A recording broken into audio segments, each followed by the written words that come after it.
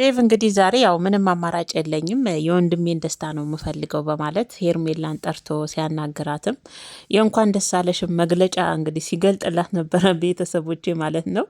በነገራችን ላይ ችግር የለውም እናንተ የወንድማችሁ ደስታ ነው አደለ የምትፈልጉት። ያሁን እንዳየን ከሆነ አንተም ቡዜም የወንድማችሁን ደስታ ነው አሁን ላይ እሱ የሚያስደስተው ከሆነ እሱ ከመረጣት እሱ ከወደዳት እኛም የመቀበል ግድ አለብን፣ እኛም መውደድ አለብን፣ እኛም መቀበል አለብን እያላችሁ ነው።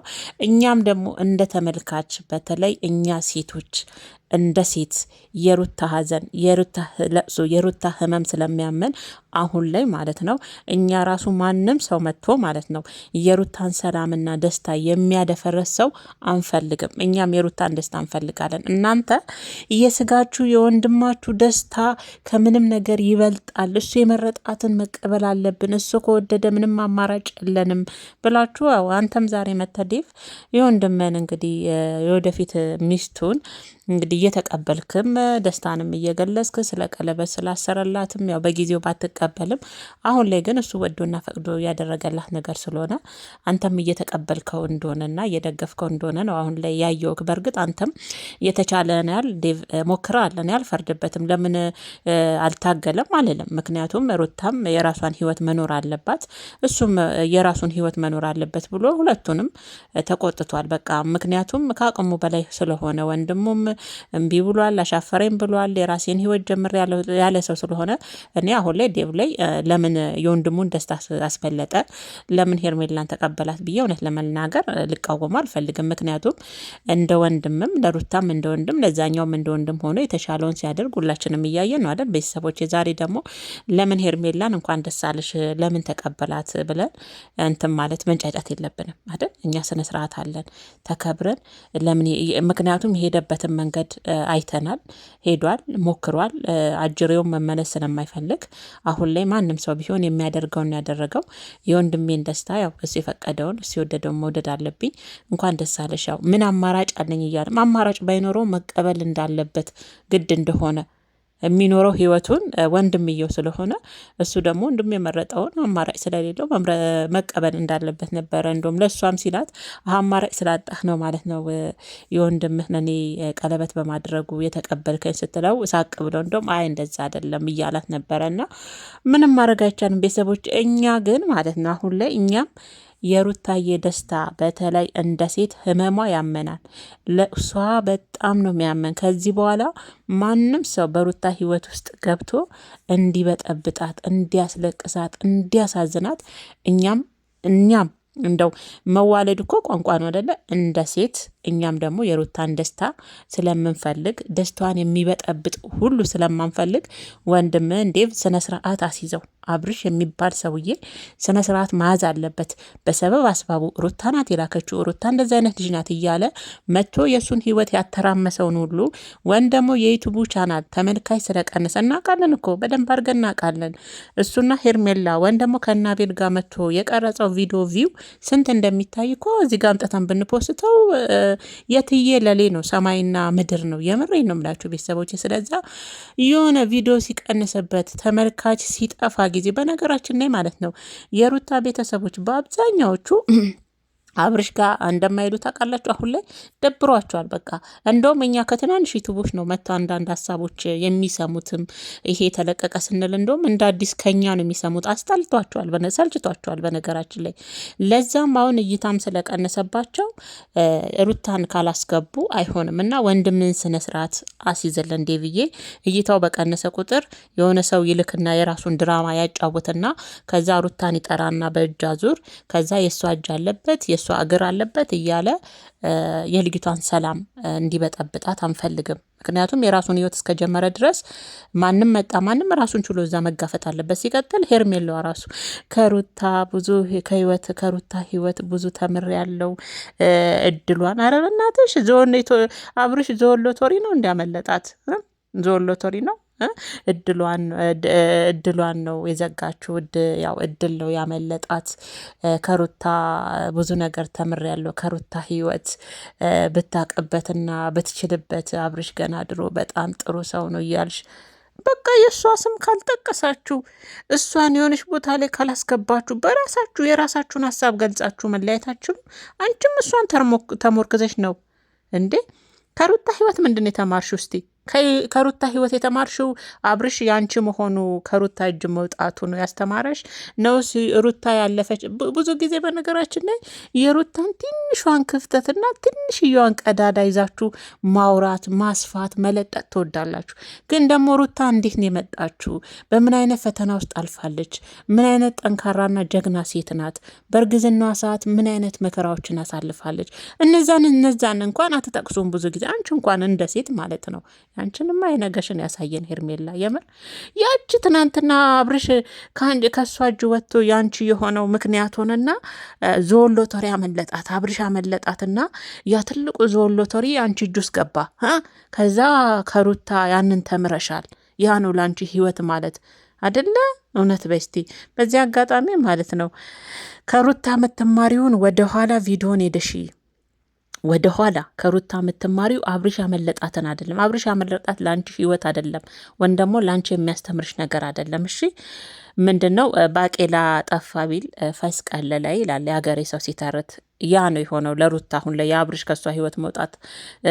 ሌላው ደግሞ ከሩታ መማር ከፈለግሽ ወደ ኋላ ይጅስቲ ሩታ ምን አይነት ጠንካራና ጀግና ሴት እንደሆነች ከእርግዝናዋ ጀምሮ ማለት ነው ምን አይነት እጅ ማሰጥ እንዴት አይነት የእውነት እንዴት አይነት ነብር አይነት ልጅ እንደሆነች ወደ ኋላ ሄደሽ ቪዲዮዋን አንቺ ትናንት መተሽ የሆነች ቀዳዳ ፈልገሽ ሾልከሽ ገብተሽ የሰው ባል ቀምተሽ ዛሬ ሩታ የሆነ ትልቅ እድል መጥቶላት አብርሽ አሉ እንግዲህ ትልቅ እድል ነው አሉ እንግዲህ ትልቅ የባል እድል የባል እድል ሩታ በእናትሽ ምን የመሰለ ምን ይታወቃል? እህል ውሃ ከሌላ ሰው ጋር ይሆናል። ብቻ ያንን ወደዚህ ምድር ላይ የመጣውን አንድ ፍሬ ልጅ ማለት ነው ምንም ማቀውም በእነሱ መሀል አሁን የእውነት ያሳዝናል። ሉላ አንዳንዴ ሳስበው ከአብርሽ መፈጠሩ ከምር ያሳዝነኛል። ያ ልጅ ይደግላት እንጂ ከዛ በኋላ እንደ ለታምር አንቺም ጤና ሰጥቶሽ እድሜ ሰጥቶሽ ቁጭ ብለሽ ለእሷም እድሜና ጤና ይስጣት። ሩታ ምን አይነት ባል እንደሚያጋጥማት ታያለሽ። ምክንያቱም ደግሞ ሩታ አሁን ያለችው ሩታ አይደለችም። ብዙ ፈተናዎች አልፋ ብዙ መንገዶችን ተሻግራ የመጣች ድንቅና ብርቅ ሴት ስለሆነች ማለት ነው የሰው ባለ ፊት ያላለች። እንዴ አንቺ እኮ ታሪክሽ እንዴት ነው? አሁን አንቺ አሁን ሄርሜላ ለምሳሌ ለወደፊት ልጆች ትወልጃለሽ አደለ? አዎ እኛ መቼም ክፉ አንመኝም። ደግ ደጉን ነው እግዚአብሔር ይስጥሽ። ጸጋ ነው በረከት ነው ይስጥሽ። ከአብርሽም ይሁን ከአብርሃምም ይሁን ከየትኛውም ይሁን ከአቤልም ይሁን ይስጥሽ፣ ችግር የለውም። እና ለልጆችሽ ግን ምን አይነት ታሪክ ነው የምትነግሪያቸው? አባቴ ጋር እንዴት ተገናኛችሁ? እናቴ እንዴት ነበር ታሪካችሁ? አባቴ ምን አይነት አባት ነበረ? ስትገናኙ እንዴት አይነት ሰው ነበረ? ምን ላይ ተገናኛችሁ? በስራ አጋጣሚ ወንስ እንዴ ሲልሽ አይ በሆነች ክፍተት ፈልጌ በፊት ማፈቅረው ስለነበረ ከሚስቱ አላይቼ የ6 ወር ልጅ ጥሎ ነው ቀምቼ የሰው ባል ያገባሁት ነው አባታችሁ። አየሽ ይህን አንቺ ታሪክ ሌላ ምን ታሪክ አለሽ? ነው የመጀመሪያ ፍቅረኛዬ ነው ምንም አይነት ግንኙነት የለውም ለሱ ይሄን ዋጋ ከፍያሉ ብለሽ መቼም አፍሽን ሞልተሽ ደረትሽን ነፍተሽ የምታወሪለት ለልጆችሽ ነገ ጠዋት የምታወሪ ታሪክ ይኖራል ብዬ እግዚአብሔርን ሳስበው በጣም ከባድ ነው። ለአንቺም ለአብርሽ ተብዮም እሱም ነገ አባቴ ምን አይነት አባት ነበረ ተብሎ ሲጠየቅ መቼም ኮንፊደንስ ኖሮት እኔ እኮ የ6 ወር ልጅ ጥዬ ሚስቴን ጥዬ ወደ ሌላ ሴት ጋር ዘልዬ ሄድኩ ወንድ ነበርኩ። አስባችሁታል? እንደዚህ አይነት ታሪክ የምትናገሩ ሰው ናቸው አንቺና አብርሽ ማለት ነው። እና ምን ላይ ታናደደችን? ቤተሰቦች ይቅርታ። ይሄ ከሩታ ህይወት የተማርኩት አብርሽ ያመለጣት እንግዲህ ይሄ ትልቁ የእንትን ምንድን ነው የእኛ ሀገሬ ሶሪ እንትኑ የሚወጣው እድል ትልቅ እድል ነው። አብርሽ ሩታ መለጣት እድሏ ተዘጋ። ሩታ በቃ አብርሽ መለጣት እድሏ ተዘጋ። ሩታዬ በቃ የለም ከዚህ በኋላ ባል ምናምን። ኧረ በእናትሽ እንደ አንቺ ሩታን ከሩታ ጋር ራስሽን ታወዳደር ያለሽ እንዴ? ራስሽን ችለሽ አውሪ። ካወራሽም ሄርሜላ ነገ የምታስቀምጪው መቼም ይሄ ነው ብለሽ የምታወሪው ታሪክ የለሽም። መቼም አፍሽም ሞልተሽ እንደው በድፍረት ነገ ለምትወልጃቸው ልጆች ራሱ ይህ እንዲህ አይነት ታሪክ ብለሽ የምታወሪው ታሪክ እኮ የለሽም። ባይሆን የሩታ ያምራል። ከመጣችበት ሉልን አርግዛ ከመጣችበት ሰዓት አብርሽን ራሱ ከመጀመሪያው ተፋቅረው ተዋደው የተወረወረባትን ድንጋዮች ለቅማ ምን አይነት ፍቅር ገንብታ ነበር። አብርሽ ራሱ እኮ እድሜ ለሩታ ሚዲያ ላይ የታወቀው ራሱ እኮ በሩታ ነው። ይሄ እኮ የማይካድ ሀቅ ነው። አደለ እንዴ? ይካዳል እንዴ? ይክደዋል እንዴ? መቼም አሁን ደረቱ ነፍቷል፣ እንደ ጎማ ተነፋፍቷል። ያለሱ ሰው የለም። ራሱን እንደ ተፈላጊነት በቃ ያለሱ ወንድ የለም እኮ ስንት ወንዶች በሞሉበት ምድር ላይ ደግሞ እግዚአብሔርን እና ራስሽን ችለሽ አውሪ ለማለት ሽም ቢሆን ቼክ የሚያደርገው ሲጠፋ ሩታ ቼክ አላደርግ ስትለውና የራሷን ህይወት ላይ ነቃ ነቃ ስትል እሱም የሆነ የሰበብ ፈልጎ አይኗን ለማየት ጉርጥ ጉርጥ እያለ ትናንት ራሱ እያየው ነበር ቪዲዮን እሷ ስታወራ በቃ ጉርጥ ጉርጥ እያለ ነበር ማያትና ለማንኛውም ዴቭ እንግዲህ መጥቶ ያው ሄርሜላን እንደተቀበላት ነው ያው እንትን ያላትና ምክርም ያው ዴቭን ታውቁታላችሁ በንግግር ዋው በጣም ነው የሚያሰምጠውና የእውነት እና ያው ስለ ትዳርም ነገ አሁን እንደተደገመው አይነት እንዳይደገም ወደ ትዳርም ስትገቡ እንዳትፈጥኑ አይነት ምክርም ለመምከርም ጭምር ነው ያገኛትና በዛውም ያው ምንም አማራጭ ያለውም እንግዲህ የወንድሙን ደስታ መቀበል ያለው በራሱ በተቻለው መጠን ተፍጨርጭሯል። አልሆነም መተው ነው በቃ። ሩታየም እንግዲህ የተስተካከለ ህይወት እንዲሰጣት ከዚህ በኋላ ያንን ሰው መቼም እነሱ እውነት ብዙ ጊዜ ብያችኋለሁ እግዚአብሔርን ሩታና ብሽ ድጋሜ በሆነ ምክንያት አይገናኙም ብላችሁ ለማሰብ ይከብዳል። እሷ ስጠፋ እሱ ለምን ጠፋሽ? ለምን አላዩዋትም? ለምን ወጥታ አልበጠበጠችም? ለምን የኔን ስም አላነሳችም? ለምን እንደ በፊት እኔ ተፈላጊ አልሆንኩም ብሎ የሆነች ምክንያት ፈልጎ በእጃ ዞር መቼም ፈርዶባቸዋል። እነዚህ ወንድምና እህቶች የሆነ ነገር ሲፈጠር እሷ ናት ይህን ነገር ያመጣችሁ፣ በእሷ ምክንያት ነው ጥሩልኝ ይላል። እሱ ከጠራት እንደማትመጣ ስለሚያውቅ ከዛ በእነሱ ምክንያት እሷም ትመጣለች። በቃ የሚለቀቀውም ደግሞ እኮ በራሱ ቻናል ነው። የሚገርማችሁ ያኔ ሩታ ሲባል እንግዲህ የሩታ እህቶችም ያው ጋጋ ብለው ሄዳ ያዩለታል። እይታ ቀነስ ሲል ደግሞ የሆነ ምክንያት ራሱ እንትኖቹን ያዘጋጃል። ተዋናይ አይደለም አብርሽ ተዋናይ እኮ ነው። የሆነ ድራማ ምናምን ያዘጋጃል። ከዛ ድራማውን አንድ ሰው ይጫወትለታል። ከዛ የዛ ድራማ ዋና ርዕስ የምትሆነው የፈረደባት ሩታ ናት። እና ለማንኛውም ያለው ነገር ይሄ ነው ምርጦችዬ። እና ለማንኛውም የሚያጣፍጥላችሁ እስቲ እንደው መጨረሻችሁን ያንቺንና አብርሽን መጨረሻ ያሳየን። ያው ዴቭ መቼም የሴት ልጅ እድሜ ቀላል አይደለም፣ እድሜም ይሄዳል። እዚህ ላይ ማስቢበት እያላት ነበረ።